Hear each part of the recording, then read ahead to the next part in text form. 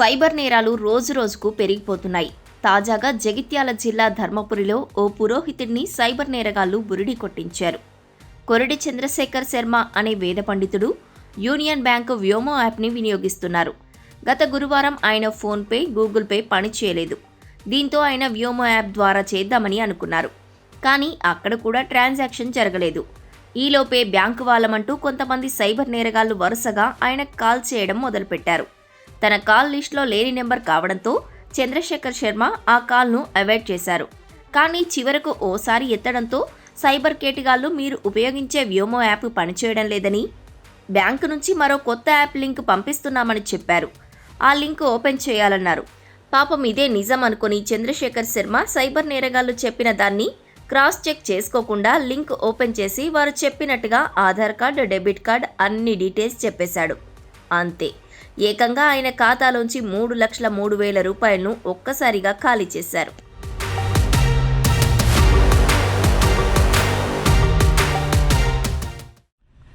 నేను మొబైల్ ద్వారా online payments అనేటివి జీపే, ఫోన్పే ద్వారా చేస్తుంటాను.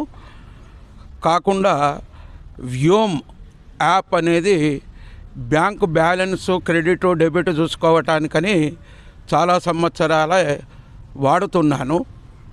అయితే మొన్న గురువారం రోజున సంఘటన, ఆన్లైన్ పేమెంట్స్ కొరకని కొడితే ప్రొసీడ్ అవుతలేదు, ట్రాన్స్ఫర్ ఫెయిల్యూర్ అని వస్తున్నది అనే సందర్భం నాకు దృష్టికి వచ్చిన తర్వాత వ్యోమ అనే చాలా సంవత్సరాలే ఉపయోగిస్తున్నటువంటి యాప్ను నేను అన్ఇన్స్టాల్ చేసి మళ్ళీ రీఇన్స్టాల్ అనేది చేయటం జరిగింది.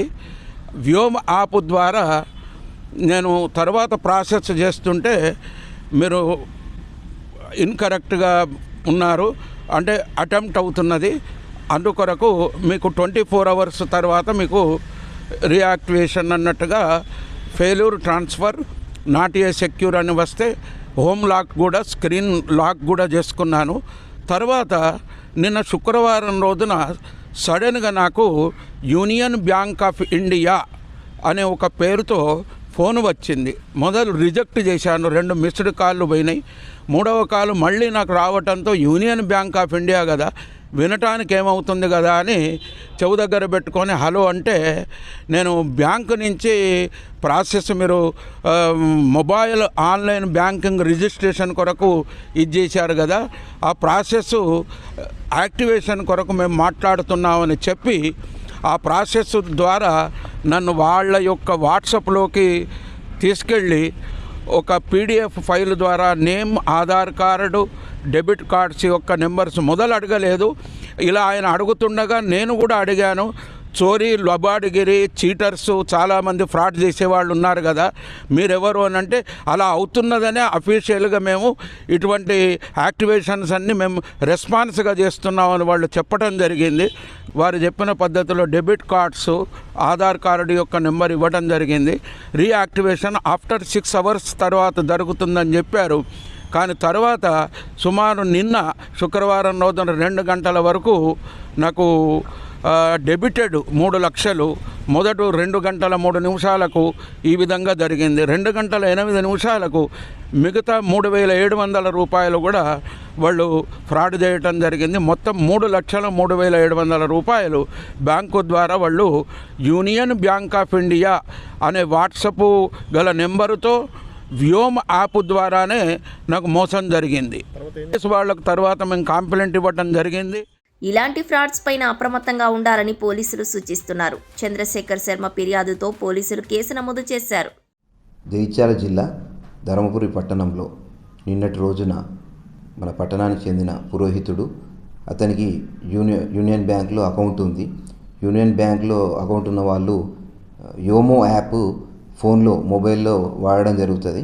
దానిలో ఆన్లైన్ బ్యాంక్ ట్రాన్సాక్షన్స్ అనేది చేసుకోవడం జరుగుతుంది. అందులో భాగంగా ఇతని యోమో యాప్ పనిచేయలేదు.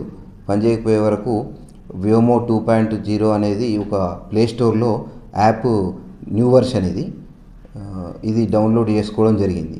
చేసుకున్న తర్వాత ఈ సైబర్ ఫ్రాడ్స్టర్ ఇతనికి ఫోన్ చేసి మీకు కొత్తది అకౌంట్ కొత్తది వ్యోమో యాప్ అనేది క్రియేట్ చేయాలి కాబట్టి మీ డీటెయిల్స్ చెప్పమంటే ఈ పురోహితుడు మొత్తం అతని ఏటీఎం డీటెయిల్స్, తర్వాత అతని పూర్తి డీటెయిల్స్, ఫోన్ నెంబర్స్ అవన్నీ చెప్పడం జరిగింది.